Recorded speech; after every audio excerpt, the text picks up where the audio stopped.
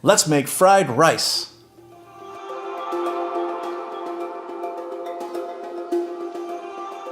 So fried rice is one of my favorite things to make. It's like one of the ultimate comfort foods, and it's a great place to just put all your leftovers, all the proteins you might have, whether it's chicken or beef or pork or even corned beef. Whatever you have, it works for fried rice. Everything pretty much except for tuna fish. Now the recipe that I came up with is kind of inspired by the way Benihana makes their fried rice, but it has some of my own twists too. Many of the videos that you'll see online, they always begin with a lot of cooking oil. I don't use any cooking oil, but I do use bacon.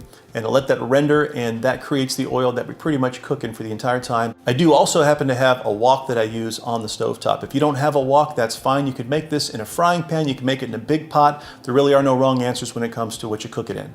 And there are some important keys to making it taste authentic, in my opinion, and we're going to get into that in the video. Another thing that's really important is the food prep. Make sure that everything is cut up and ready to go into the pan before you start cooking. Let's begin. Okay, so here's everything we're going to use. The protein today is going to be shrimp that we're going to cut and devein. There's the bacon we're going to cut into pieces. I've got 3 cloves of garlic, 3 tablespoons of unsalted butter, 1 tablespoon of which we're going to use to make our eggs in the beginning. Frozen vegetables is absolutely fine, but some vegetables give it some nice color. And then there's sesame seeds. Now here's the color of the sesame seeds I bought, and I roasted them at 350 for 5 minutes, and they turn that beautiful golden brown color. We've got some white onion that's chopped up.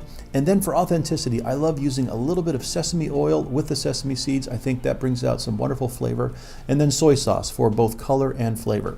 Finally, the rice. Now the big debate about rice is whether you need to cook it the day before and keep it in the fridge overnight so it gets to be that certain kind of feel. But you know what? I cook this rice the same day. If you use just a little bit less water than the recipe calls for, so the rice isn't overly plump and sticky, I think it'll be just fine.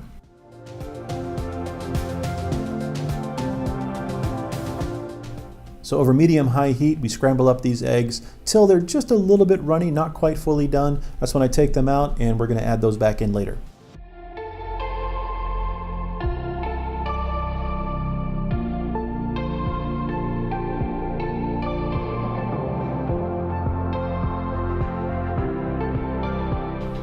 So now we add the bacon in on medium-high to high heat and let that render down. And I let that cook for a few minutes just until it's not quite fully done bacon. It's still a little underdone. And that's when I go ahead and add the shrimp in. And then we kind of do the same thing. We let that shrimp cook until it's almost completely done. And that's when we start adding in some of the vegetables.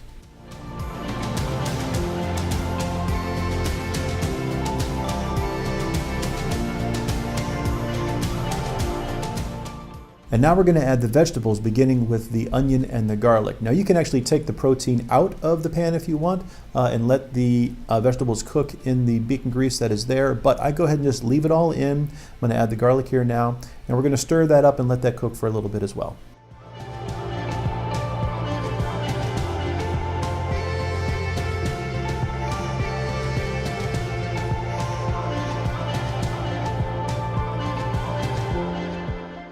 Next, we're going to add the mixed vegetables, which were frozen to begin with, so we're going to let that cook up a little bit before we add our rice.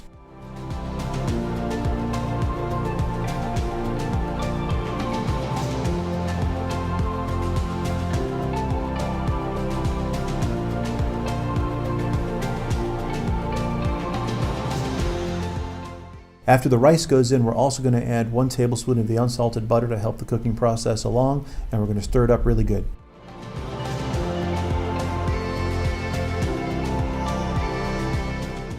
Next, we're going to add about a tablespoon of sesame oil. This is a secret ingredient that I love, but don't add too much because it's so flavorful it can overpower the dish. We're also going to add a little more than a tablespoon of soy sauce to give it that beautiful color as well as enhance the flavor.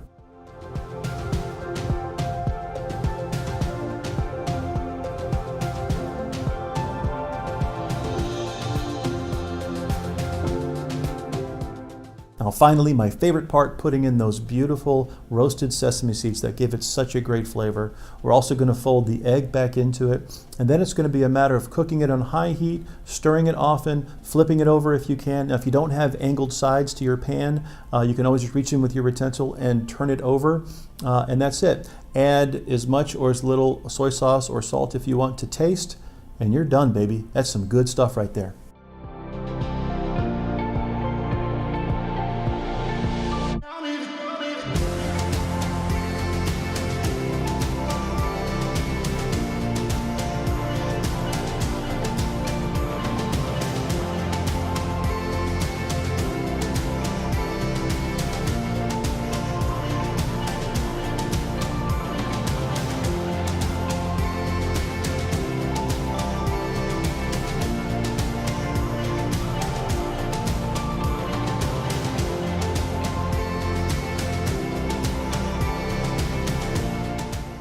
Boy, this sure looks good to me. I can't wait to get it on a plate.